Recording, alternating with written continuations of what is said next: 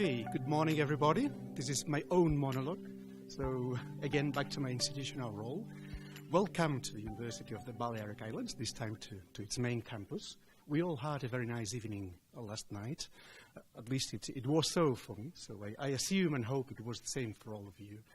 Right, as I said yesterday, the very fact that you are already here means that you have already won. So relax, keep calm, but do your best. Competition is like a pinch of salt, which makes all the difference in a meal, okay? So enjoy while doing this. Do your best, again, have fun, and okay, let's go. Let's go. Thank you so much. Good morning, everybody. It is my pleasure to conduct and present this third edition of the G9 Group English Monologue Contest, which the University of the Balearic Islands has the pleasure to host. As you know, but probably members of the audience do not, the main aim of this English Monologue Contest is to foster not only the use of English as such, but more specifically rhetorical skills in this language. And therefore, this contest addresses students from all G9 member universities whose language, mother language, L1, is different from English itself. It is, as I said, a real pleasure for this university to be hosting this third edition of the G9 University Group English Monologue Contest. The students it addresses encompass both undergraduate students and postgraduate students at master's level. And we're going to have one representative of each of the 9 member universities. We've got representatives from the University of Cantabria, the University of Castilla-La Mancha, the University of Extremadura, the University of the Balearic Islands, the University of La Rioja, the University of Oviedo, the University of the Basque Country, Navarre's Public University, and the University of Saragossa. We have the pleasure of welcoming a panel of judges made up by 3 members of faculty from 3 G9 Group member universities, previously appointed by this group's International Relations Committee.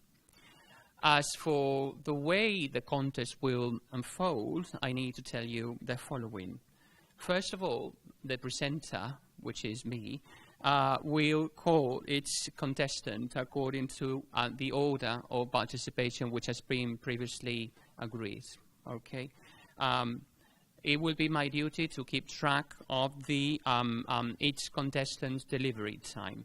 And please remember that in principle your monologue should be between 5 and 7 minutes. I will be letting you know as agreed yesterday.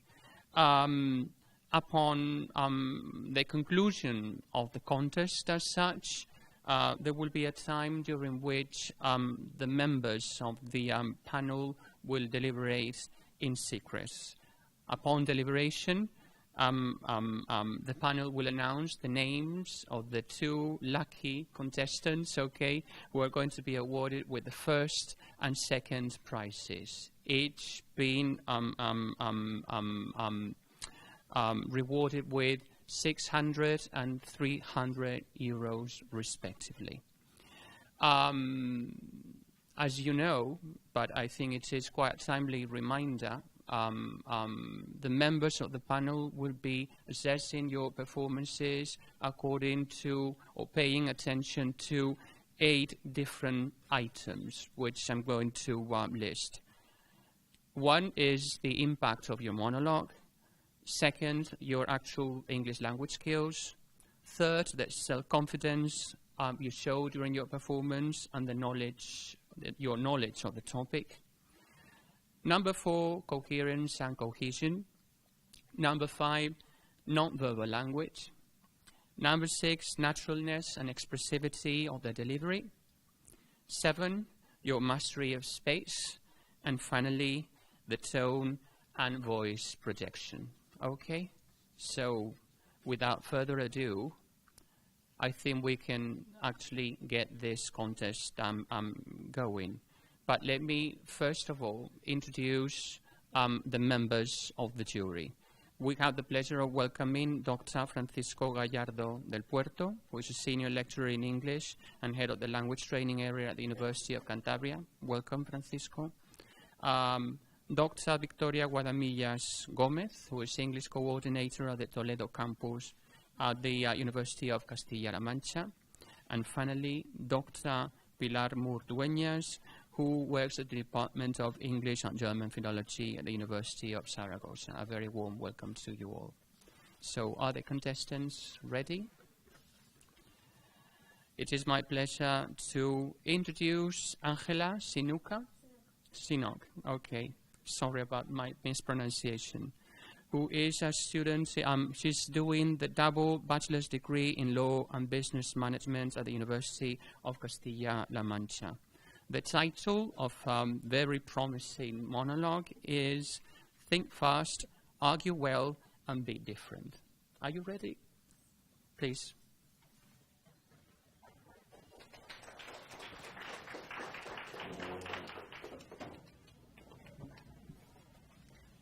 Think fast and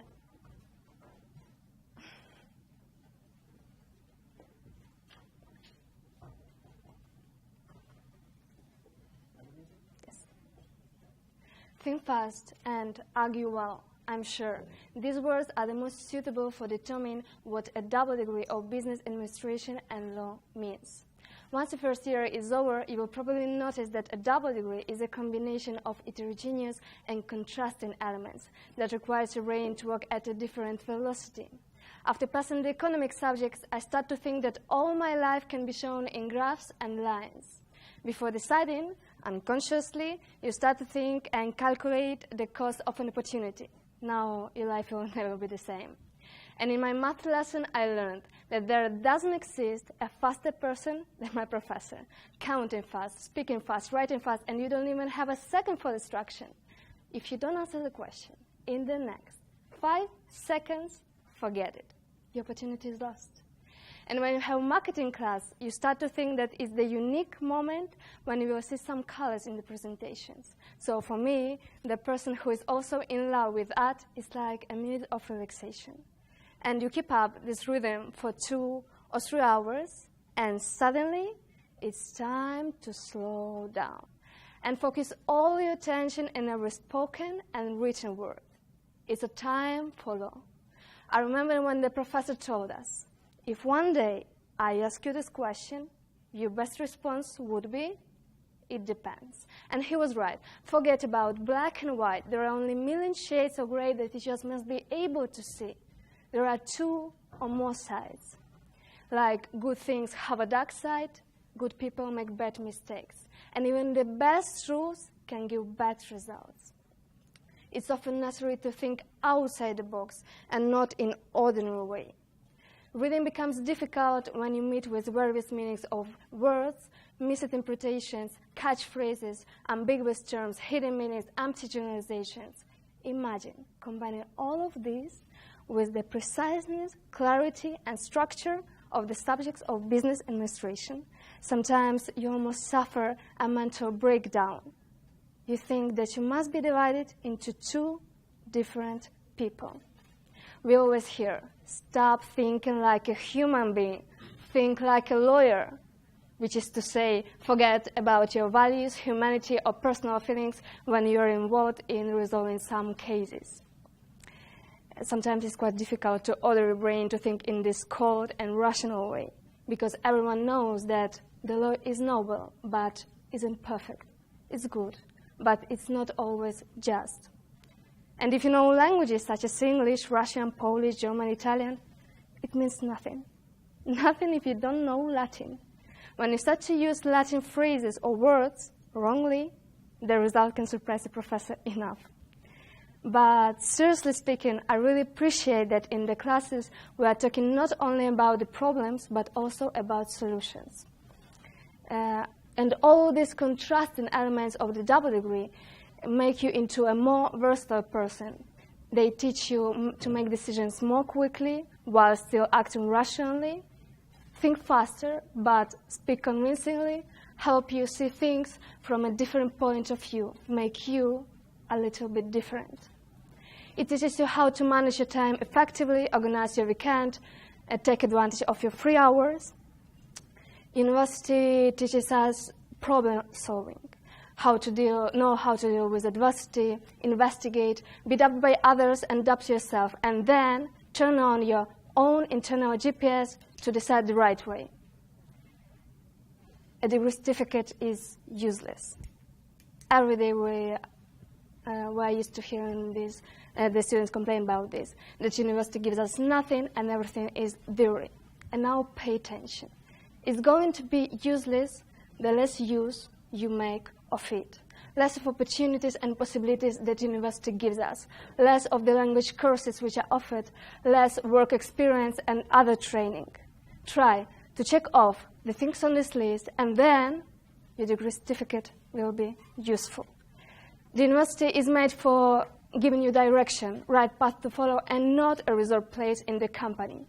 Now you are responsible for discovering, investigating, learning, and making yourself someone better. We won't be employed solely because of our degree. Be honest. How many people finish the same degree every year? What are you waiting for? I think that every person can get a job that he or she wants. How? Be the best, or at least be different than others. Nowadays, we have a lot of opportunities to acquire new knowledge, new skills, new abilities, something that you will be able to add to your degree certificate and complete it, something that will make a difference to others. And if you hear that it's difficult to learn languages, it doesn't mean that you will have the same problem. This is not a problem, rather a social stereotype. I currently working as an intern at the language center of my university, and I meet so many people who take the courses or the exams due to obligation and not of their own decisions. But in reality, obligation is more difficult and less enjoyable. It looks like a battle for certificates. Everything changes when you, yourself, take charge of who you want to become. I'm sure that by the end of my double degree, I'm going to have collected a lot of stories, but only we are responsible for giving our stories purpose and meaning. And time doesn't wait, so think fast, argue well, and be different. Thank you.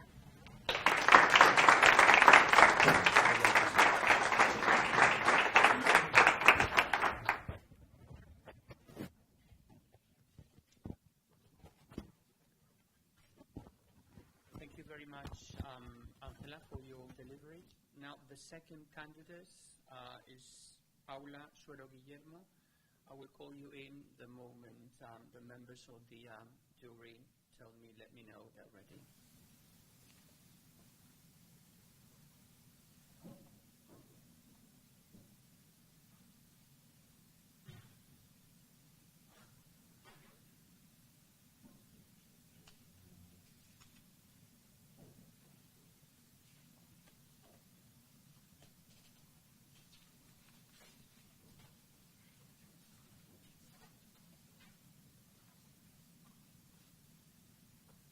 So can I have Paula Suero Guillermo, please?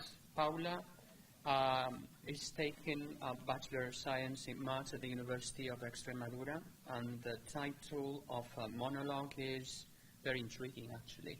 The university's wildlife. Paula?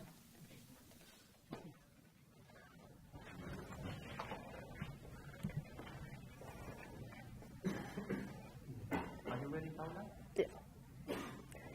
Monday morning, 10 a.m., I'm in the middle of a calculus class enjoying the beauty of math through partial differentiation methods, and all of a sudden my phone lights up. Okay, so I look at it, it's Gonzalo, my debate club teacher. He's also a former mathematics student at my university in Extremadura. And this time he's in a rush. He needs us to reply quickly to the message, and he's asking us whether someone of us of the debate group would like to represent Extremadura in a G9 monologue contest in English. I don't even hesitate about it, and it hasn't even been 2 minutes since he told us. I've already messaged him to tell him I'd really like to take that place. He talks to all the people he needed to, and they say, fine, you can go. And so when this happened, I start thinking, why does my first year of university taste a bit like sweet, but also like sour? And so in the same way I do with food, I'd like to start with the sour so that we can end on a good note. So what is it that makes me a bit sad about university? Well, in the first place, every morning when I walk into my campus in Badajoz, I feel like I'm walking into a Sleeping Beauty's world. There's no colors, there's no posters, there's no notices of student-led activities. There's no initiative from the students. There's no activism. There's no trying of gathering students in whatever you like. Whether it doesn't matter. It doesn't need to be academic. We can grow in so many different ways. It can be all kinds of activities, and everything is so play and numb. I just feel like, am I really in an educational place? Am I really here to grow not only academically but also as a person and emotionally? And also, this Sleeping Beauty world lasts only for like 4 or 5 hours. I mean, I remember being back in school and staying until 7 or 8 p.m. doing my extracurricular activities. And it was super nice because you learn other kind of abilities, right? You start socializing, you learn how to work in a group, you learn how to speak up, you learn to do so many other things that you are not taught in class. And so it's just a shame, I guess, that our universities don't offer it, but do they not offer it because people don't demand it? Are students actually going to feel that offer if university did it? Well, I don't know. On the other side, I also see a lot of unmotivated students who are in class playing video games or are not really studying what their passion is. And what's the point, right? Like, I've always been told that university is the perfect place for you to be yourself. I mean, we are choosing what we want to do, so if you're actually choosing it, why wouldn't you be happy? Why aren't you choosing something that's actually making you be active and involved in whatever you're doing? I see a lot of people too that study to pass and not to learn. And so this lack of motivation I see in general in the educational system can be brought to other things that I also take part of, like student representation. So I'm part of the Badajoz Student Assembly, which is an organization at a university level in my city which intends to fight for public, universal, and decent education at a university level. So we do demonstrations, we do debates, we do speeches, we bring people to do conferences to our university. And I mean, what do I see? I actually started following the activities of this assembly like 4 or 5 years ago, but I couldn't be part of it because I wasn't part of university. And what do I find? That the same people that were taking part of it 5 years ago are still there. And what about the new people? Are there new people joining these initiatives? Not that much. Why? Why is this? It's all activities for us that will enrich us in so many different ways, and we're just not making use of them. And also, for example, I'm part of the Sciences Faculty Board, which is a body made for students and by students to come and tell us about problems they've got with professors, with administration, with other students, with themselves, with organizing, managing time, whatever it is.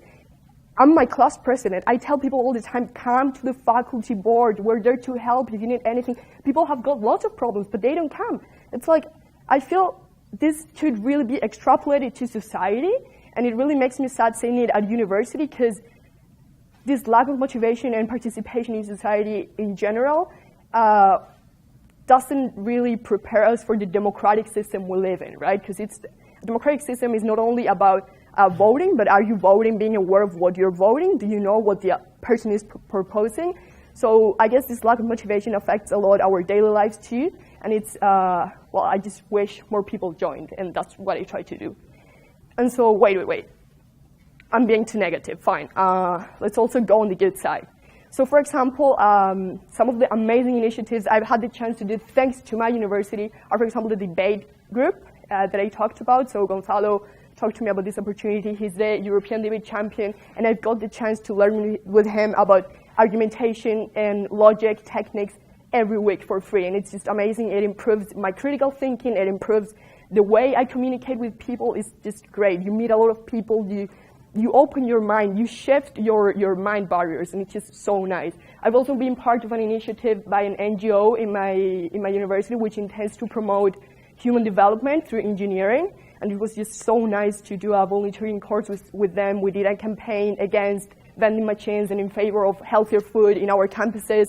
So it's just really nice. And of course, all the activities I've done with Badajoz Student Assembly, as I said before, in the Sciences Faculty Board, book presentations, debates. We've supported 8th March women's strike. We've supported our region strikes for a decent train in Extremadura. There are lots of stuff going on, and it actually makes us be part and be responsible of what I said before. Coming back to my point, it's really important for us to be part of democracy, because I feel it's a shame that some people forget that being part of a democratic system is not only enjoying the rights, but it's also about taking care of our duties. So I take advantage of being here and to encourage you all to take action, whatever it is. It doesn't need to be university. It would be great, because we are university students and we are the motor, the future engines of this world. But I mean, it can be whatever you want. I'm just telling you to take action if you haven't yet. We are all needed, and I mean, just thank you also to everyone that has made this kind of opportunities possible. Just thanks to you, my life at university is becoming a bit more sweet and less sour. Thank you. Perfect. Thank you. Yes.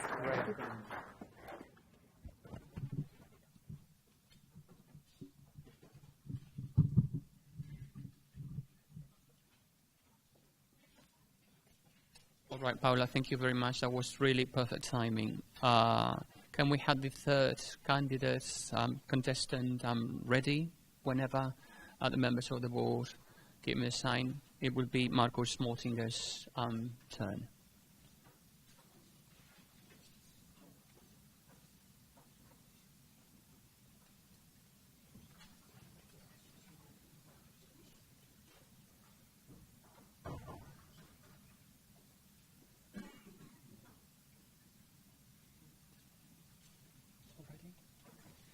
So it is my pleasure to welcome Marcus Mortinger, who is doing a bachelor's degree in economics at Navarre's Public University. The title of his monologue is Why Externalities Matter. Please welcome. Remove that. Oh.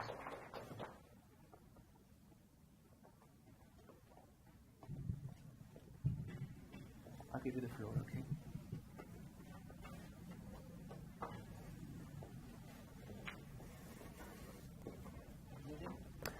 Thanks. Ladies and gentlemen, if I told you that we are facing a lot of environmental problems in our world, you'd probably agree with me, and of course you would. The daily news tells us our planet gets warmer. Yes, we have climate change. We have places in our world contaminated, full of waste, chemicals, oil. We have resource shortages, even here in Spain. In summer, the water is scarce, right? So, those problems that we all know about are called environmental problems. And I don't have to tell you about them because you all are aware that they exist.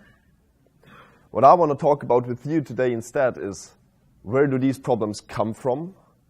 And what can we do about it? So, where do these environmental problems come from? As an economics student, I hate to say it, but those environmental problems come as an externality from our economic actions. An externality is defined as the result of a production or consumption decision that affects a third party. And externalities can be positive or negative. A positive externality would be, I'm nervous, so I bought a deodorant in the morning, and just by consuming it, you have also a positive effect as my third party. My consumption decision of the deodorant affected you positively because you can enjoy me not smelling bad, right? The negative externalities, however, are more problematic, and those are the things that I just talked about. Environmental damages as a product as a product of production, of consumption, of economic activity. So ladies and gentlemen, we should worry about externalities because that's the only way that in the long term will save our environment. The question, however, is who should worry? Who? And you see, in an economic transaction, there are two parties involved, the buyers and the sellers. So let's start with the sellers. Let's start with production. Why should they worry? Why? They should worry because it can actually give them higher profits. We used to think that protecting the environment and profit maximization is contrary, but it isn't. And I will show that with an example of UPS. UPS, the transportation and parcel company, they used to have tiny paper stickers on which they would print barcodes, and they would attach those paper stickers to their parcel boxes in order to be able to track them while transporting them. A few years ago, however, they bought a new machine, a new device. And that new device would now print the barcode, not on a paper label, but directly on the box. And just by doing that, they were able to save 1,300 tons of paper per year, which it just means they became more efficient, right? They were able to increase their profits because they reduced their costs, but also it created a positive externality for the environment. They saved paper, they saved resources. So you see, profit and taking care about environmental externalities doesn't necessarily have to be contrary.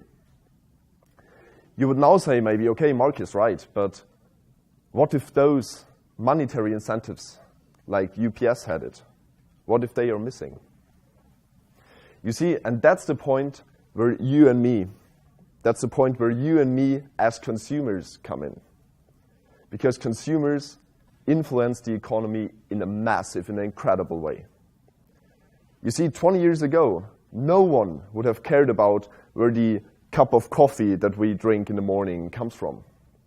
How much externalities are included in producing that cup of coffee, how the farmers are traded, how much land was used for production, how much water was used.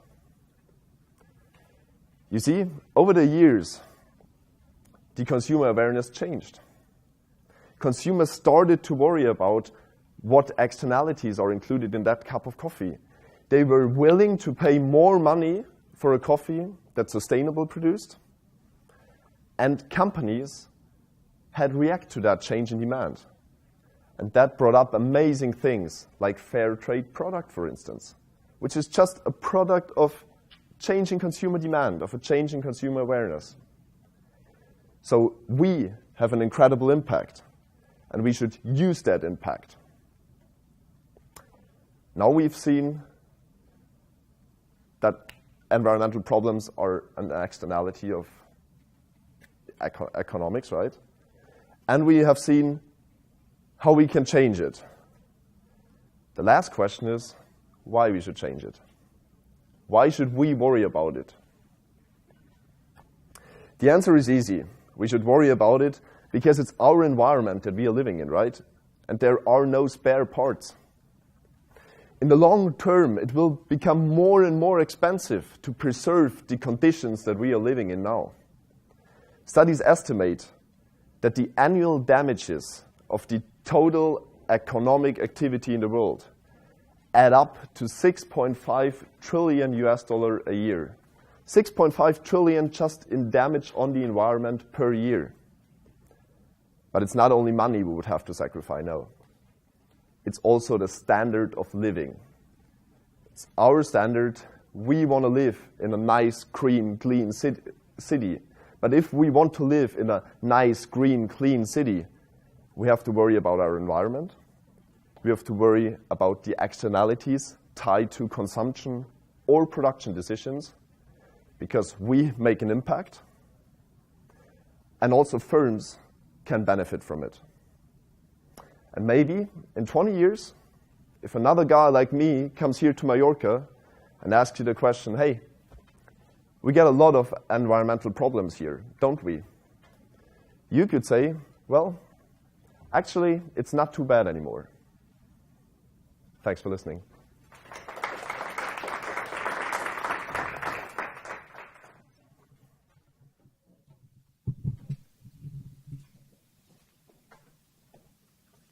Thank you, Marcus, for your very thought-provoking monologue. Another beautiful example of perfect timing.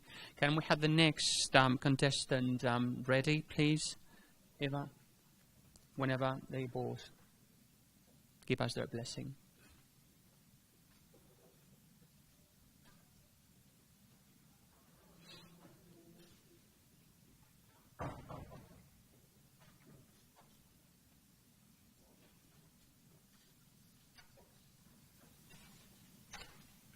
So it is my pleasure to introduce the fourth contestant today, whose name is Eva García González.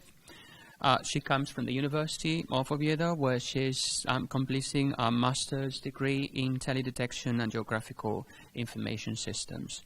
And the title of her monologue, equally intriguing, is My Way to Retirement.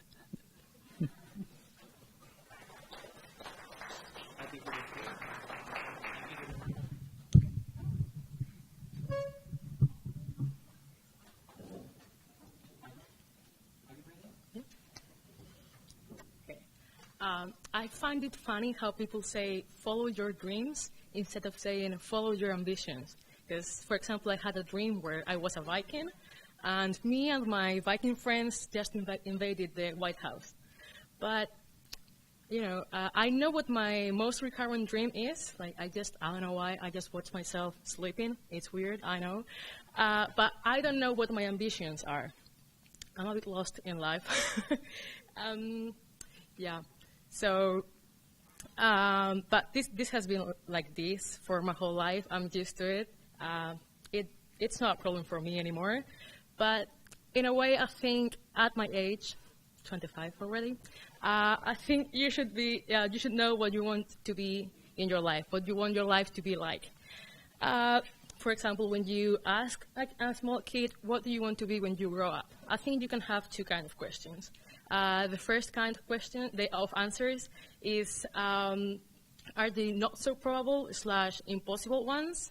Like, I want to be a superstar, or a Pokemon trainer, or a cake. Those used to be my answers, so they are my favorite. But then you have these other kind of tiny humans who say, I want to be a doctor, or a vet, or a firefighter. I don't know, whatever, but they have it so clear in their mind. It's just, how can they know it already? They are not even like 7 years old, but they already know what they want. They are vocational. They are rocking adulthood even before they hit puberty. I mean, am I jealous? A bit, but at least I don't need Velcro straps on my shoes to tie them on. Yeah, so when I was in primary school, because I heard all these other kids saying like normal answers, I realized becoming a cupcake couldn't be my life goal anymore, so I had to come up with a different one. And for some reason, I decided I wanted to be a retired woman. Yeah, but in order to achieve so, there are some requirements you need to do first, like working. So I needed to think what I wanted to work on. So when I was in high school, suffering through exams and having my teenage angst, what should I do? I scored a 10 out of 10 in one of my geology exams when my average score used to be, thank you. So I decided, Eva, this must be it. This is going to be your life now. So that's how I became a geology major. Yeah. Does it rock? Not so much, in my opinion. But, you know, I told you I'm a bit lost in life. So, yeah, geology is all right, but I don't see myself dedicating my whole life to it, because my working adulthood will last so much, and I don't think I'll be working on geology all that time. Now I'm studying a master's course on remote sensing. Let's see if that works out. That's it.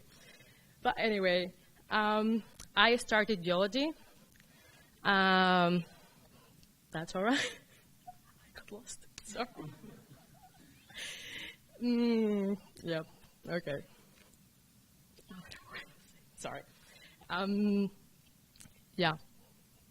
I'm so lost. Sorry. It's okay.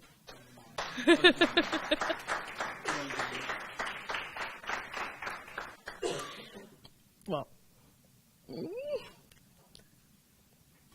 I don't know. Okay.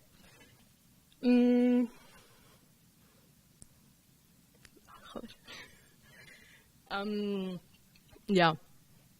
But yeah, I never liked studying really much, but I don't think anyone likes studying. I think we all enjoy learning and feeling how our knowledge grows, but that's not the same thing as just sitting in front of a bunch of books or notes. Yeah. Sorry. Well, I think it's true.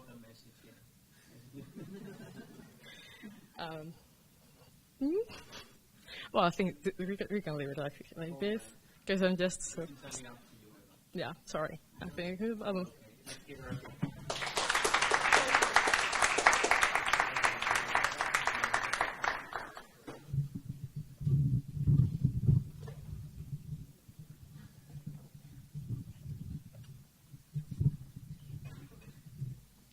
Well, okay, thank you very much, Eva.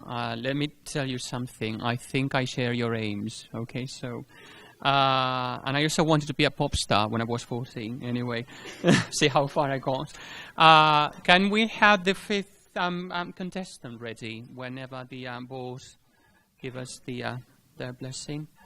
That would be Luis Miguel Martinez Canseco.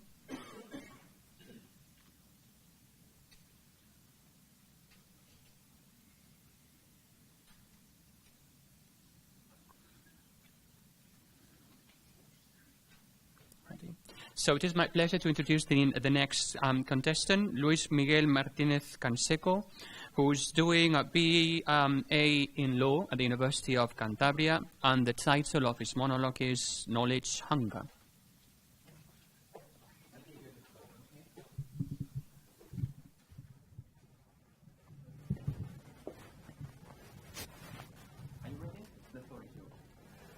Good morning, honorable members of the jury, professors and university staff, fellow participants and public in general. My name is Luis Miguel Martinez Canseco, and today I'd like to talk to you about knowledge hunger. But first of all, I'd like us all to remember the words of former Secretary General of the United Nations, Kofi Annan, who once said, "Knowledge is power. Information is liberation. Education is the premise of progress in every society, in every family." Having said that, I'd like to know, how many of you are hungry for knowledge? All right, let me rephrase the question. How many of you have knowledge hunger and are ready to pick up a book, gather around in a group of friends, swipe it around, and just get at it? Well, even though I'm not the only one who's enthusiastic here today, because believe it or not, right there in the back, they raised their hands, I'd like to tell you that, as a matter of fact, I'm not enthusiastic. I'm not even happy. And if we're already being honest, I'm not only saddened, but I'm also deeply disappointed. Now, I cannot speak on behalf of all the universities in the world, let alone speak on behalf of all the classrooms in the world. But what I can tell you is, from the 6 classes I go to every day, from the 6 classrooms I go to every week, is I've seen students just like you and me, going to class, taking notes, looking at their teachers in the eye. I've seen professors and teachers begging students. I've seen professors and teachers begging students with their eyes to participate, to be there, to take action, to save your knowledge. Now, I don't know which world we live in, that one can no longer take a stand for freedom of opinion and disregard everyone's, even his own teacher's opinion, just for the sake of learning. I don't know which world are we living in now, that there is no eagerness to engage in an enriching discussion. Let us not forget what university is and the institution it so proudly proclaims it instills. Learning. Learning for the love of learning, the philosophy. Because yes, university is here to prepare us for life, or so they say. But university is also a part of life. Because I don't know which world are you all living in. I don't think mine's a fantasy one. And until we realize that we are stuck in a place and we start living like that, we are never, never going to move on. We are students. We should start living as students. I cannot wait 2 or 3 or 4 or 5 years to start living because I have the diploma to live. I want to start living today as what I am. And until we do so, we are doomed, ladies and gentlemen. We are certain to perish. We are dead because we have chosen not to live. Because we have chosen not to accept what we are. Because we have chosen to be stuck in a life of deception. To be stuck in a life where one cannot find happiness. One cannot find purpose within a classroom. Let us find this hunger. Let us find this hunger so that the day of tomorrow, when you're taking notes in your class, when I'm taking notes in my class, and I'm feeling desperate, and I'm feeling ill, and I'm feeling I'm just about to quit, and I'm doing this so that I can just pass an exam, and therefore pass a subject, and therefore get a degree, and then I can start living. So that when the day may come, and it will come, that I think like this. I go deep down within myself and find this eagerness, this willingness, this hunger, this knowledge hunger, and know that this is my purpose. Because I, just as much as you, am an university student. I am a philosopher of the 21st century. That's who I am. That's who we are. We should embrace it. So I'll tell you this. I'll tell you this right now. I'll tell you not to go back to your universities so that you can learn how to live and then live in the future. I'll tell you to go back and live right then and there in that very moment through learning. Thank you for your attention. Thank you.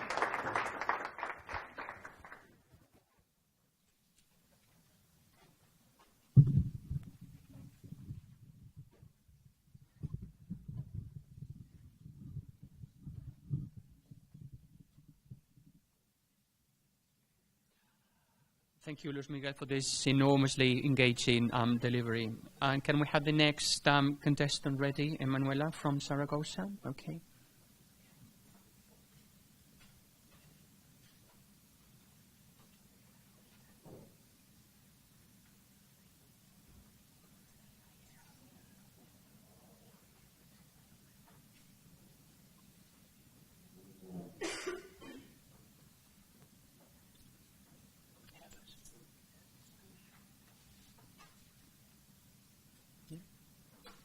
So it is my pleasure to introduce the next contestant, whose name is Emanuela Ana Husak.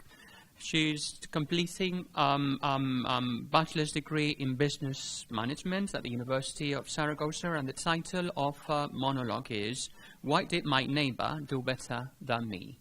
Okay.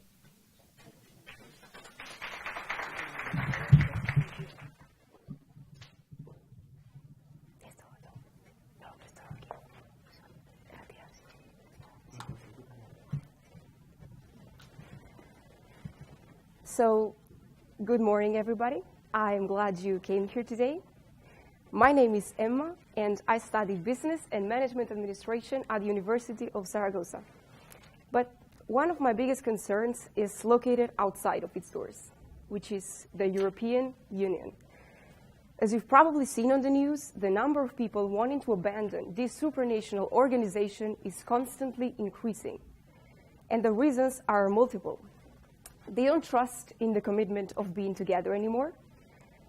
They think that going solo is better. And mostly, they don't want to give up their power of decision to an external institution like the IMF. Well, if we look at it that way, it's totally understandable, right? But what does it really mean to belong to this club, such as the European Union? Are we treated equally? Do we have the same rights? Do we shape a homogeneous mass? Or on the contrary, it exists different categories according to different countries? Well, if we think twice, we're probably not going to find an affirmative answer for all of those questions. But who or what it is to blame for? The institutions? The law? Climate change? Well, ladies and gentlemen, the purposes aren't always very clear. But what it is crystal clear is the fact that there's a huge gap between countries inside the European Union, and especially the Eurozone.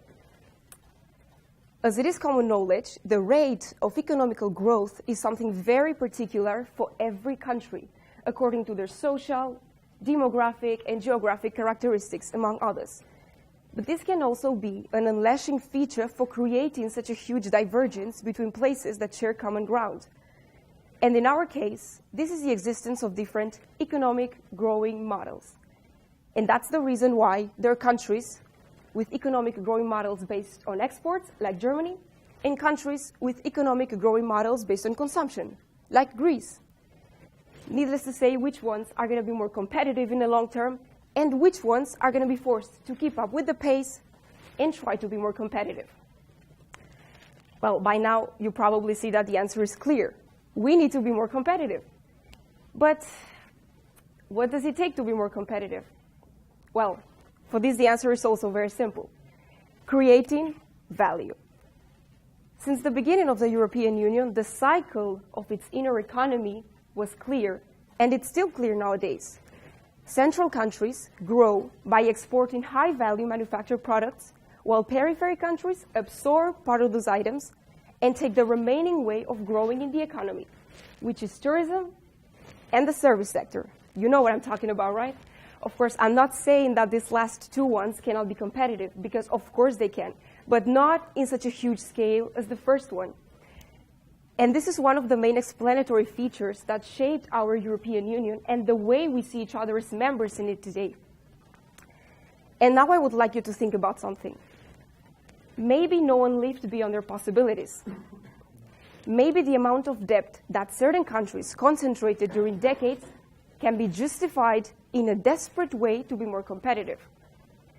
Maybe. And it's funny because this was also the argument used by Brussels to solve the crisis. Cutting consumption, which can also be translated in cutting salaries, labor unitary costs, to make those countries more competitive and bring them up to our level. Did it work? Well, still trying to figure that out. And with all we know, what do we do now? Do we leave? Do we stay? And if we choose to stay, are we going to maintain the status quo? Well, as someone very wise, probably Yoda from Star Wars, said once, fear leads to anger, anger leads to hate, and hate leads to suffering. Ladies and gentlemen, in my opinion, if we really want to have a healthy relationship as countries of one big organization, if we really want to avoid repeating the same mistakes all over again, and most importantly, if we really want to have the same chances to become the best versions of ourselves, this should be a change that comes from the inner core of this very European Union. And with all we know, we should not be afraid to take a stand and make that happen. It's not going to be fast, it's not going to be easy, but it's going to be possible, and it's definitely going to be worth it. Thank you very much. Thank you. Thank you.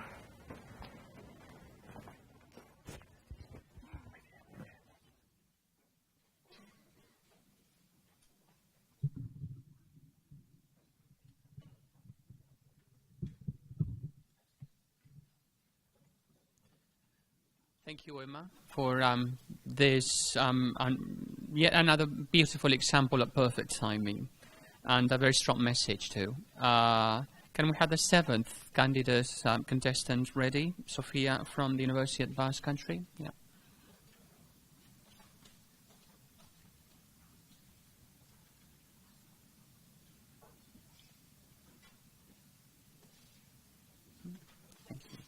So, it is my pleasure to introduce the seventh contestant today, Sofia González Fernández, who's completing a master's degree in development and cooperation at the University of the Basque Country, and she's going to tell us about classmates. Welcome, Sofia.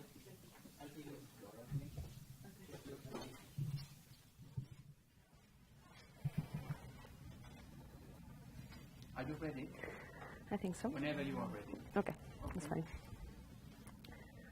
Okay, well, good morning, everyone. I'm very happy to be here today and to have the chance to share this time with you. When I first started thinking about the topic related to university that I wanted to bring to you today, I decided I would talk about the thing that has been most important to me and still is throughout all my years in university, which are my classmates. I think our relationship with our classmates influences our time in university in so many different ways. And for the little time we have, I've chosen 3 important aspects of that relationship that can be very important. I will talk about first stereotypes, those stereotypes into which we tend to classify students. Then also about the way they can influence our personal development. And finally, about how much we can learn from them. And all of this seen from my personal experience. I think our relationship with our classmates starts on the very first day of class, where we have to choose in just a few seconds where to sit and who to sit with, without knowing that that decision can be decisive in both our academic results and our social life. And well, the location of the students in the class, it can give us a lot of information of the type of students we are. They're those sitting on the first rows, who are usually those who always attend class, who always pay attention, do their homework, and get the highest marks on the exams. And then those sitting at the back, who are usually the opposite type, who show up every once in a while, who don't pay much attention, and who go out almost every night. And even if this is mostly true, the thing is we tend to associate the type of student with the personality. And I think that's not a good idea. And that's because of the stereotypes we have in our heads, or at least I do. For example, I have this classmate who belongs to the good student type, who always goes to class, pays attention, and listens to everything the teacher is saying. And I never thought him to be a fun person. I actually assumed from the beginning that he was a little bit boring. I don't really know why. And then, to my surprise, on our first night out with all the classmates, he was there. And it turns out that he's a professional salsa dancer and that he's specialized in the limbo dance. No, the limbo dance? And it made me think that we need to go beyond those stereotypes and try to get our students a little bit better, because I think that can affect our experience in university in a very positive way. And talking about experience, I think lots of us don't really take advantage of everything that university has to offer. And related to what Eva was saying at the beginning, I think, well, we start university when we're still teenagers, and we're supposed to decide the activity we want to dedicate our life to. And it's a very important decision to make, and I think we're not ready for that. And that's right. And so we focus on on studying very hard and passing our exams so that we can get to have a good job and then get a good salary. So we focus on what we want to do for a living, and we forget about who we want to become as a person. And that can only be learned through experience, through working our social skills. And again, in that learning process, our classmates have a really key role to help us develop our personality and establish our moral values, those moral values that will guide our way of living.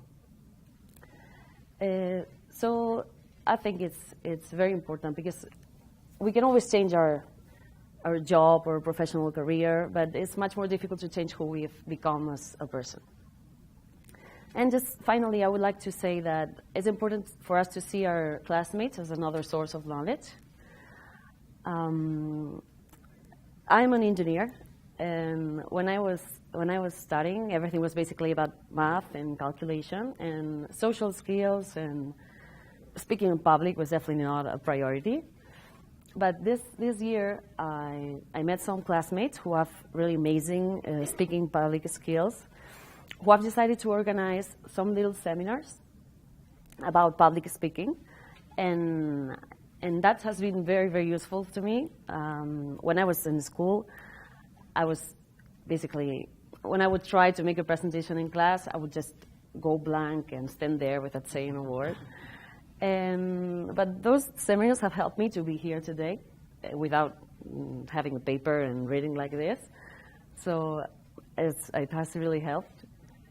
So that's why I say that our classmates can help us and can give us a lot of knowledge.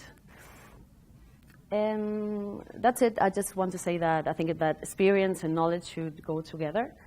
And that's why I like being here today and enjoying this kind of opportunities that help us learn English and public speaking, and at the same time live the experience and have fun and get to know a lot of different people from so many different places and create memories that can go with us forever. So thank you. Eskerrik asko.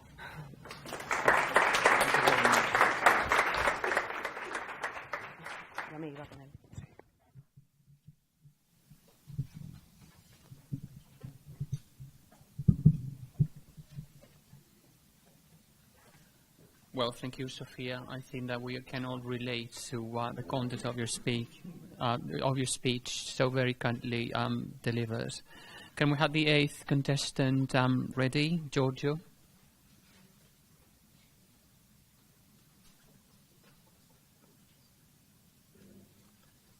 Ready?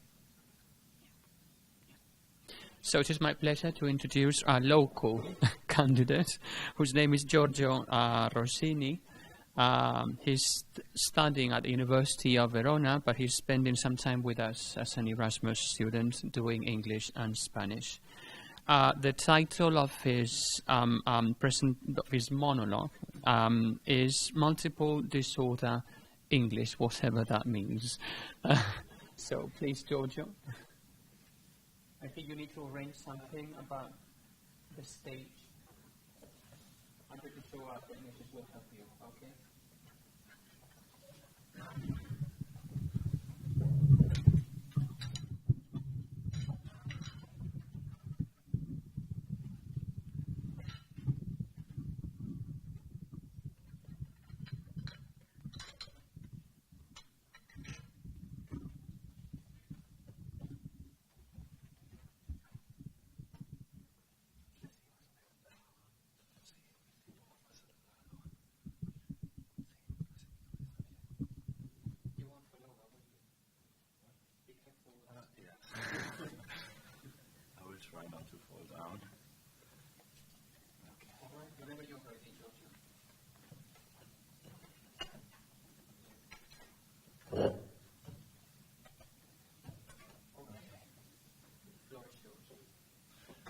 May I introduce myself before starting?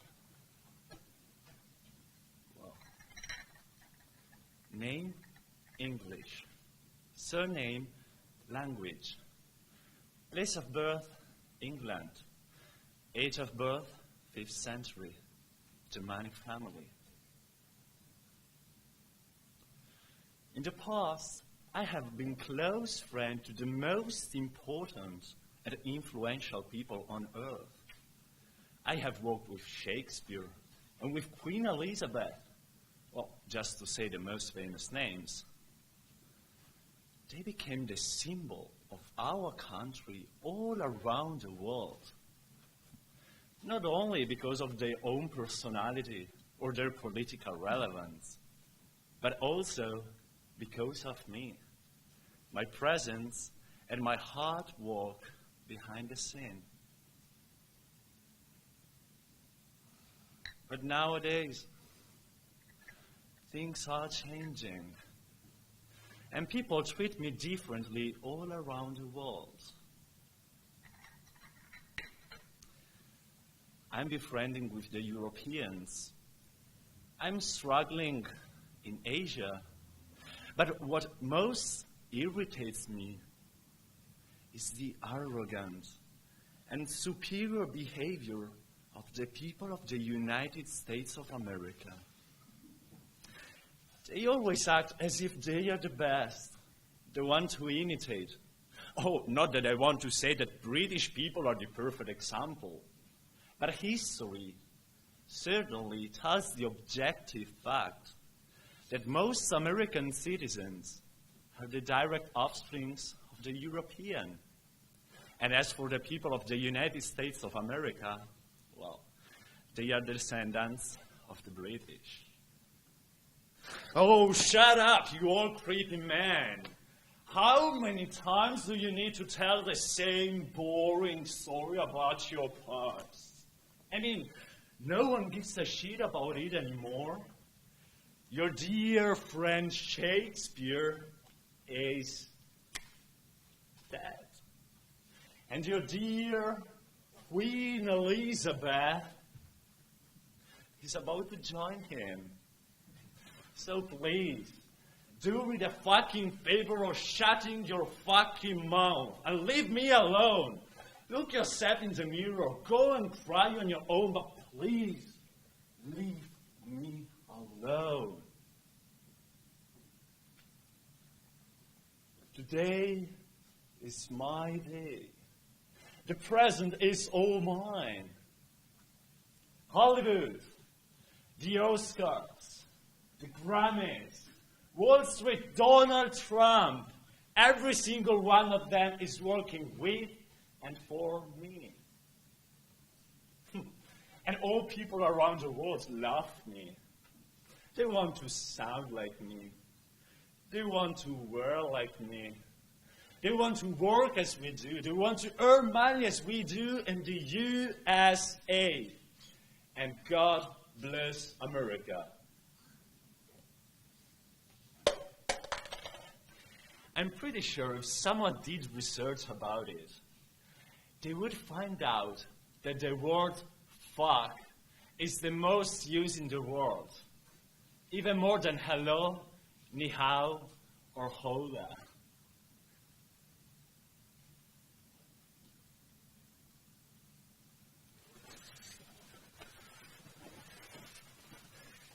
Come on, guys.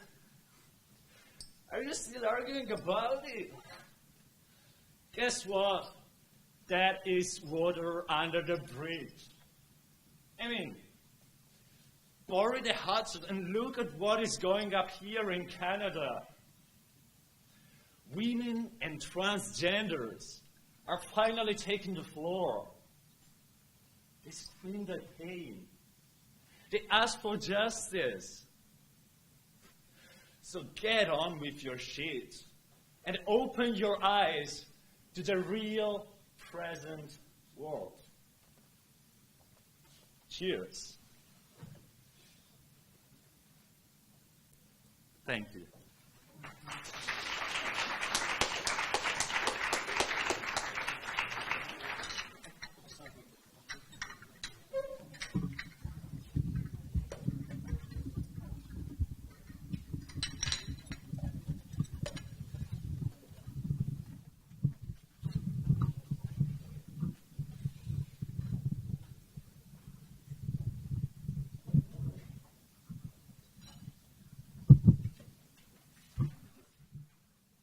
Open your cap, Giorgio.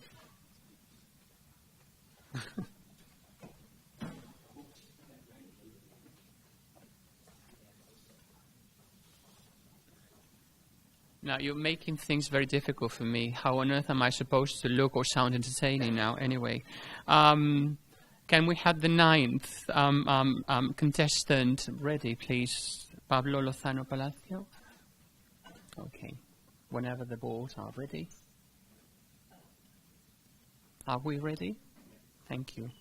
So it is my pleasure to introduce the last contestant today, Pablo Lozano Palacio, who's completing bachelor's degree in English Studies at the University of La Rioja. The title of his monologue is The Journey of a Student. Please welcome Pablo.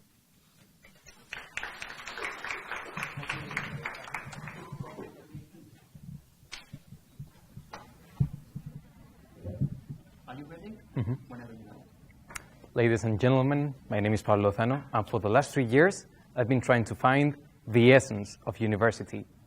That one thing that differentiates this place from the rest of the world. I have asked many people, but I have never been given the same answer twice. In this monologue, I'm going to explain why and how it happens. The first year of university, it's called the freshman. In this year, the student is going to come to class for the first time, so everything is going to be new and different. They are going to be looking around all the time, seeming completely lost. In this first year, the students are also going to meet the veterans.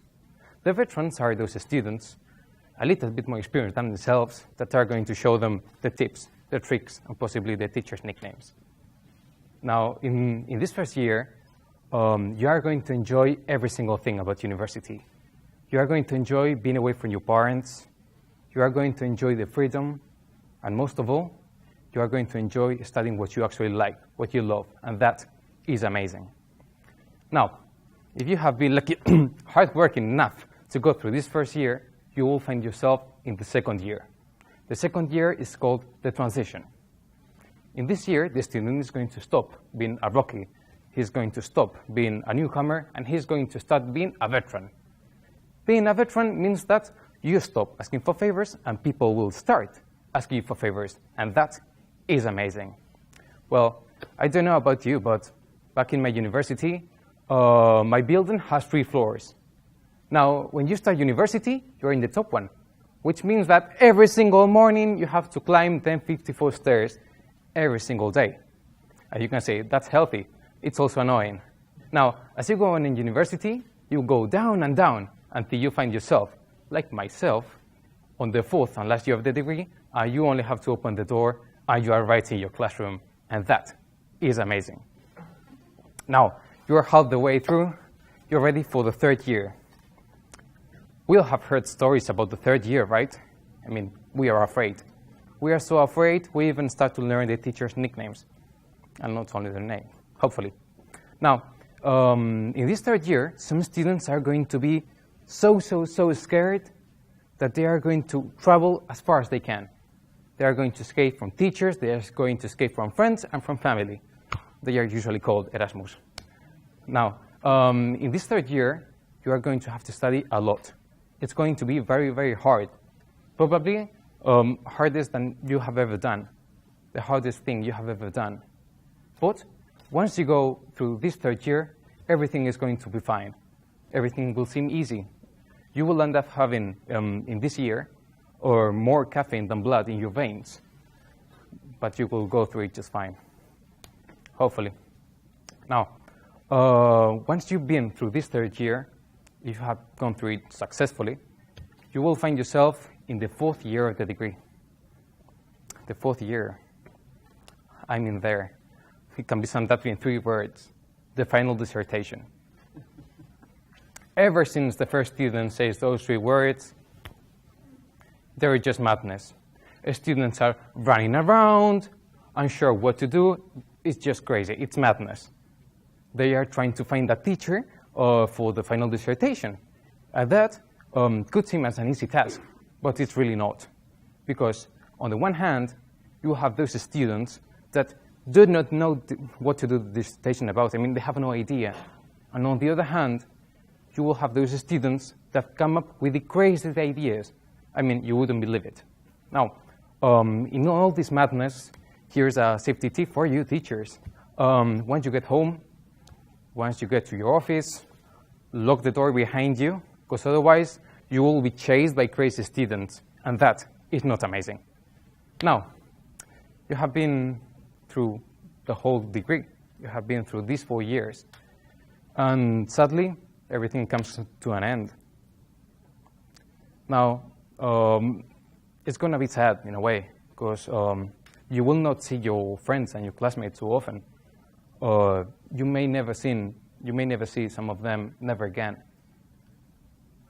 Some of them will go home, others will start to work, but certainly it won't be the same. But you can be sure of one thing. For the last 4 years, you have been part of this university. But the university is going to be part of you for the rest of your life. And that is the essence of university. Thank you very much. Perfect timing, Pablo. Perfect timing. 5 minutes.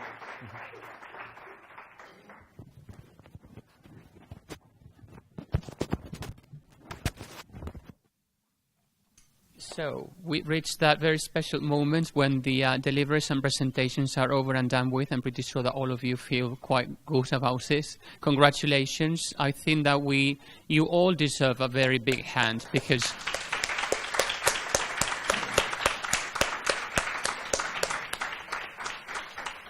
it takes strength and stamina, let alone talent, okay, to actually do what you've actually done. I think that this initiative, this English monologue contest brought forward by the G9 group, is something that all partner universities should be very, very proud of. So let me take this opportunity to send very, very warm greetings to all who are watching us from all the other 8 partners, thanks to Canal UIB.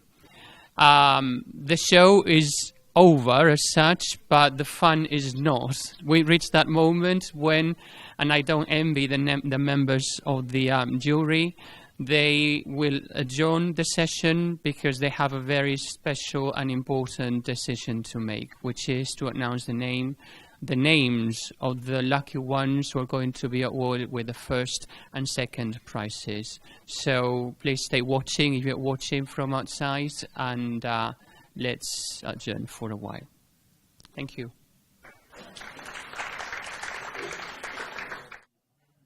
So welcome back, and the final important moment has just arrived. I would like to once again thank the members of the board, the jury, for this very unpleasant and difficult task, because the level was really high and impressive. I think it would be most fitting if the 3 members of the board were to come up here and make their own announcements. Thank you very much.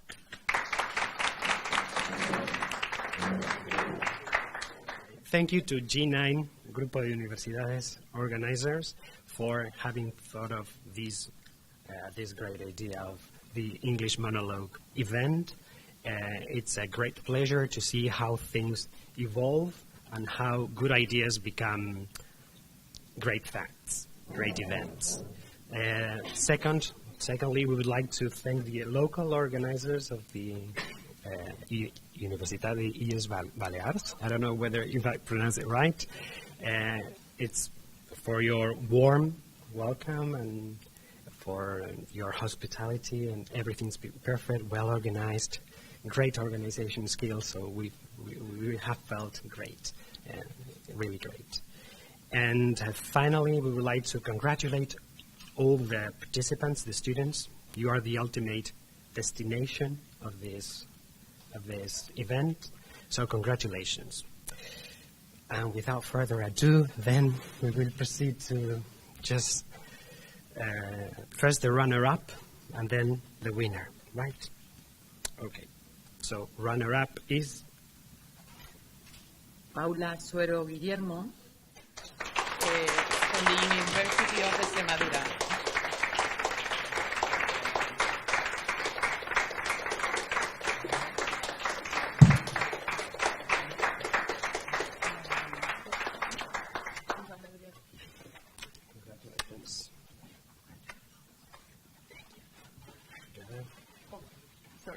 for that.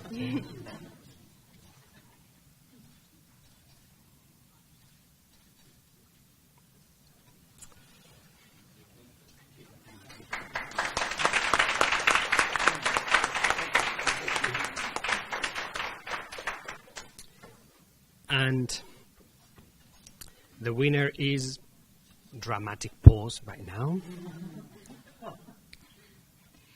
Marcos Motinger. From the Universidad de Navarra.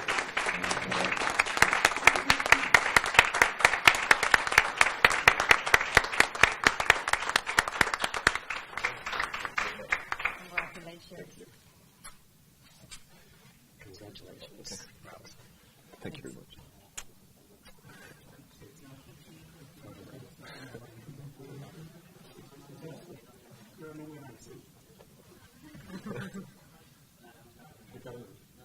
Please join us, Ricardo. Yeah, please.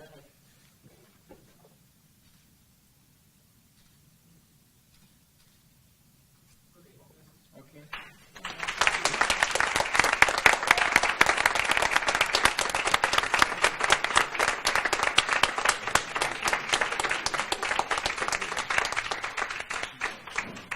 Thank you. Okay.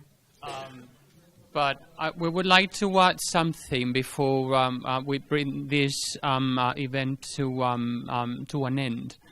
The level has been very high, and I know that the members of the jury have found it incredibly difficult to come to a decision. I've been in their shoes before, and I know what I'm talking about. So I just want to share this final idea. You've all won simply by being here today. So please remember that and be very proud of that. And we've got something for you to take home with you, okay, as a token of our appreciation, thanks to the wonderful organization of the head of an international office, who also deserves a very big hand.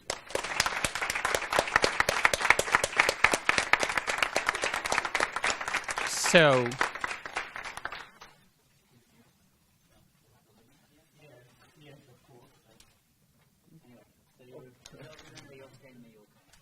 Thank you very much. so can I have the rest of the contestants, please, and receive a little token of appreciation? Okay, yeah. No necessary order. Well. Mm-hmm.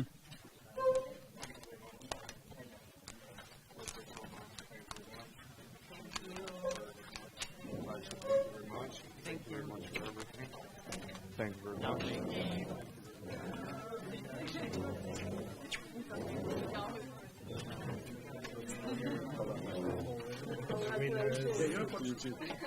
Congratulations. Why did I post that you again?